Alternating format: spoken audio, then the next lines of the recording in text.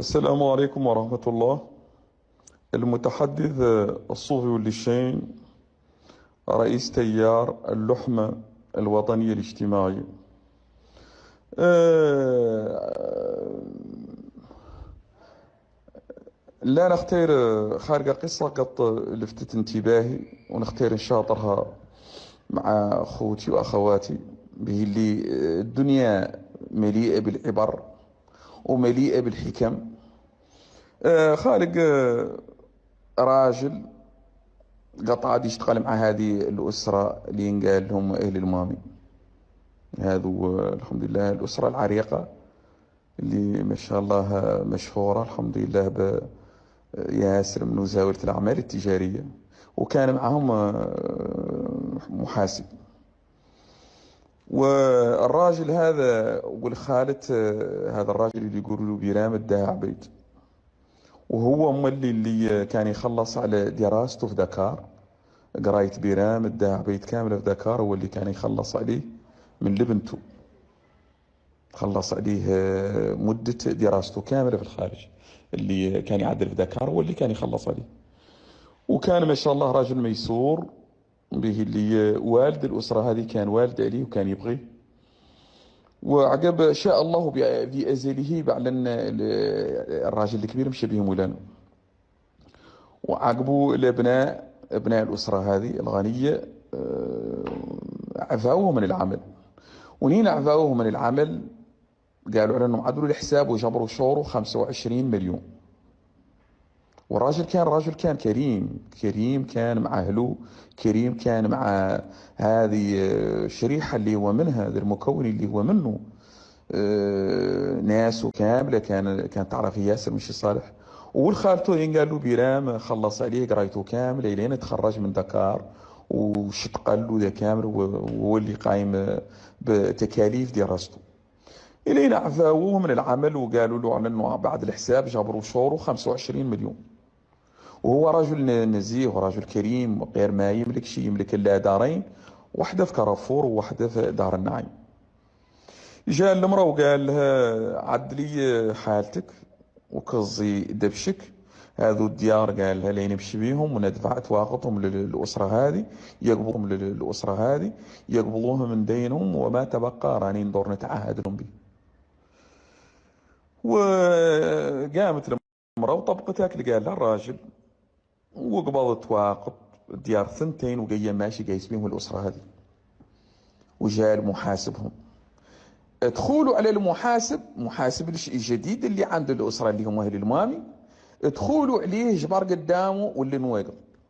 ايه ذاك فلان، وخيرت انت اخبارك؟ قال له انا لا جاي، قال له بيني، قال له حساب مع البطارين. قال له انت ما اتيت من محاسب؟ قال له الحساب اللي بينكم شنو؟ قال له تركع عدوا الحساب وجبروا شوري، قالوا انه 25 مليون، وهذا تواخذ دياري ثنتين لين ادفعهم لهم، وما تبقى نتعهد لهم به. قال له تدفعهم لهم ديارك، ديارك اللي ساكن؟ قال له والله. جو النوايق صاد على المحاسب الجديد، قال له السلام عليكم، انا قال له شنو دور فيكم؟ قال له الدور فينا 27 مليون ومعاها نيف. قال له عدل الحساب، اقلع من هذه 25 مليون اللي تدوروا في فلان، والدقديق اللي باقي قال له ردوا له حالا، لا تعطيه رسي ولا تعطيه الشك، اعطيه له حالا، قال له نقدا. وقال له اعطيني اللي قال له انا رسي بأعلن اني راني خلصت منكم. قال له لا ذا قدو، انا ندور فيكم 27 زايده، وانتم تدوروا فيه 25، ليه تقبضوا تواقد داره؟ قال له اوه. عدلوا الحساب خلصوا، قال له فضلتكم وما تبقى من دقديقي، قال له مكنوه هو مولي منه حالا. عدل المحاسب الحساب ونين عدلوا ورجله، ده هو باقيين مليونين وشي. مكن منهم الراجل ذا اللي كان جاي مغلوب على امره، ورافد تواقط دياره ثنتين، والعيال حازمين وبقاش قاعدين على الدص. ومكن من ذوك مليونين زياده، وقيم ماشي راجل. وطر راجل في البورصه وشرى 190 بعد قاع اولا يركبها ويتم تقصيها. وطاف المرصة وملاها من الصايرة، وطاف المربط وقبض كبش، والتم المرأة قاعدة لين جا داخل عليه. كانت تسولوا عن الأخبار، رد عليها القضية. شوفوا لي سبحان الله العظيم، هذو أسرة من البيضاء معدلين ذا الحرطاني والله راجل بيضاني معدل الحرطاني ما بينه معاه يكون يعرف انه قطعات محاسب عند اسره، هو بينه معاه معاملات.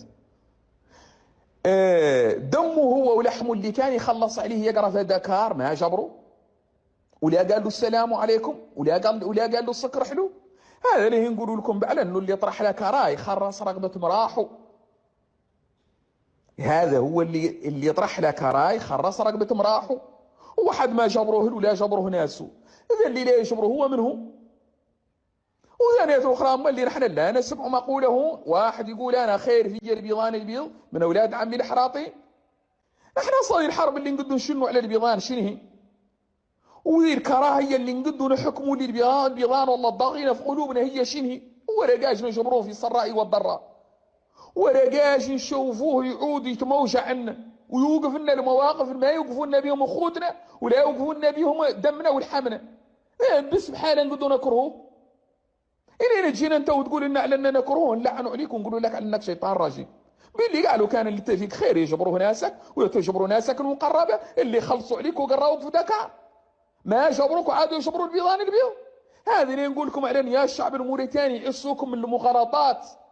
أخوك هو همك، أخوك هو الناس اللي تخرص كربك، أخوك هم الناس اللي تخرص جوعك وفصلك، أخوك ذاك اللي جابر منه ريق العافية. وذاك الثاني ذاك رقاش دور يقاتلك ويناحرك مع صديقك، يا كان هو يتم راهو ينهل وراهو يبني القصور ويبني ناطحات السحب، وراهو مكونتاته في الخارج ما يدخلهم هون، ويتم عنده وتيره يعزف لك انت عليها.